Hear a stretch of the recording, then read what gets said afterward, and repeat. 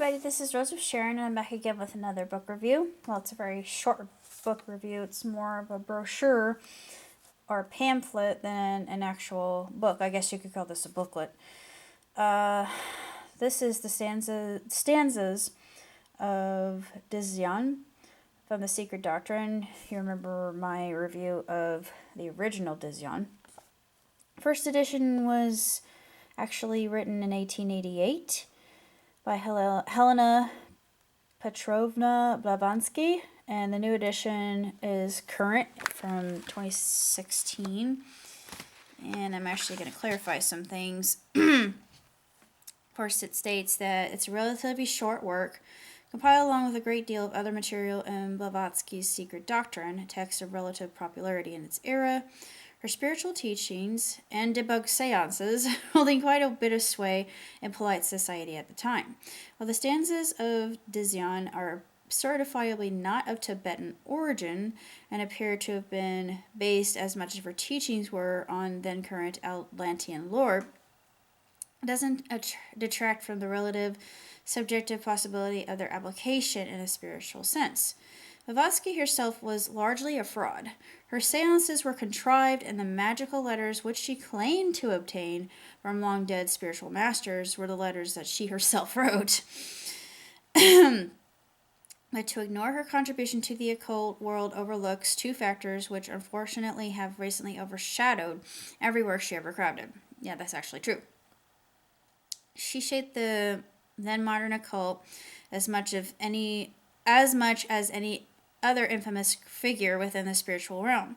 We might think here of Crowley or Mathers or perhaps some other minds of antiquity or the Enlightenment. Second,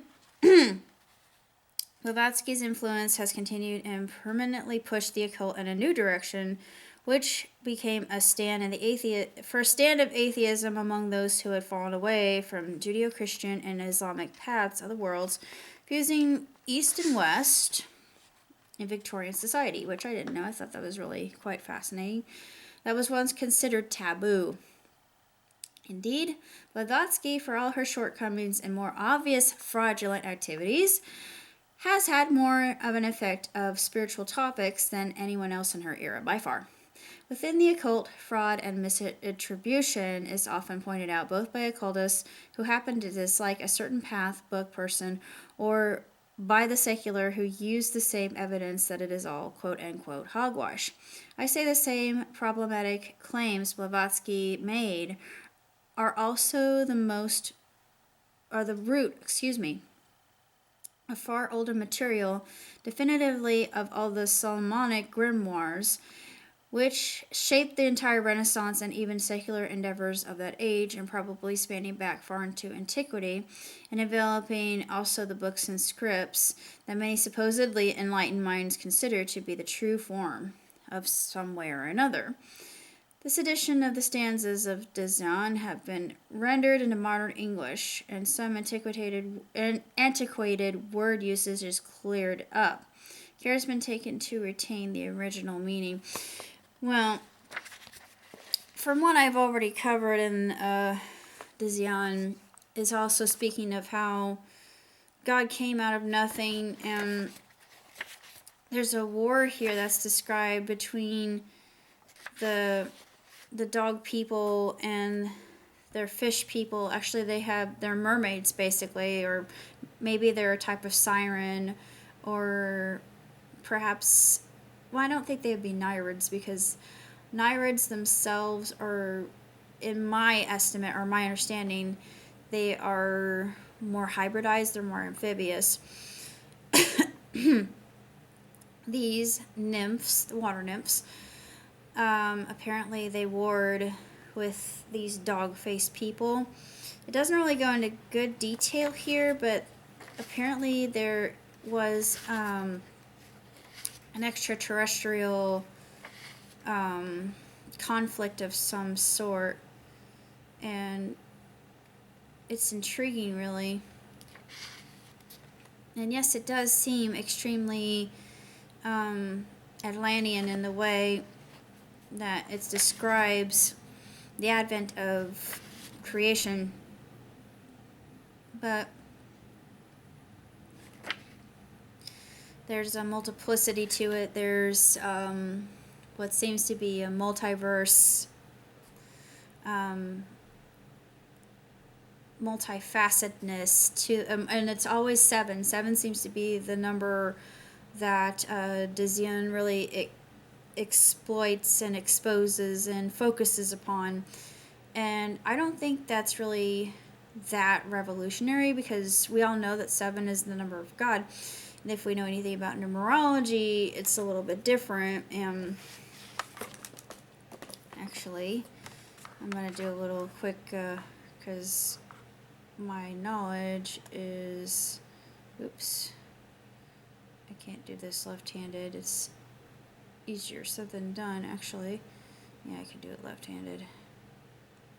I want to become ambidextrous. New window, let's just look that up. Numerology, number 7. Go over here, web search. See what the web says. Okay. 7 has the energy of deepening into oneself and distancing oneself from the world to go deep within. Numerology is the combination of the Holy Trinity, the number 3, and the human physical experience of 4. How fascinating. Let me look at the numerology life path number, because for the longest time I actually thought I was a 6. I'm actually a 33, which is a master number, if you know anything about that. I found out that I'm a spiritual teacher, and I meant to teach with agape. Let's see. I'm going to do this very, very quickly. Yeah. It's just saying if you're new to numerology, they're going to do their best to explain it.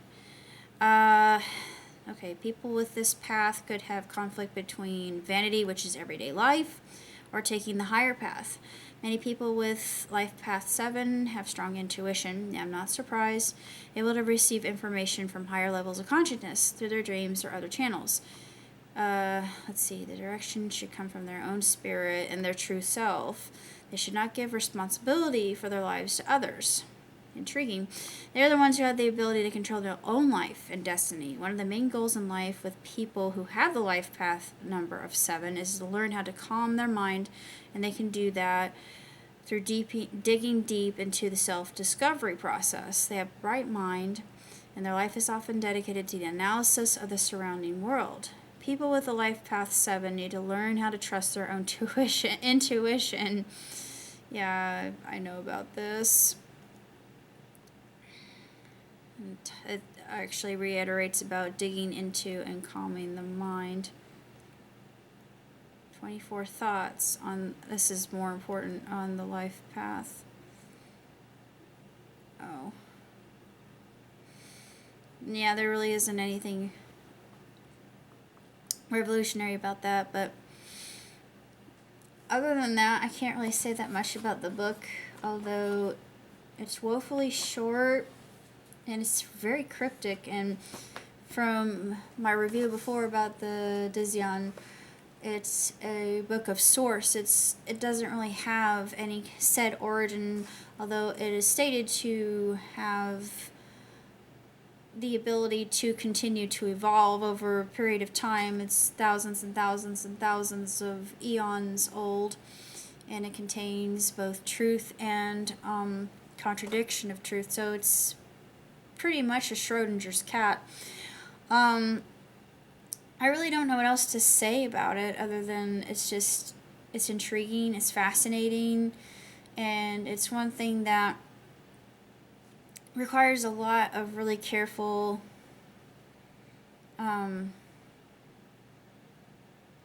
mulling over in the mind, because it's not just something that you can read once and say, oh, I understand.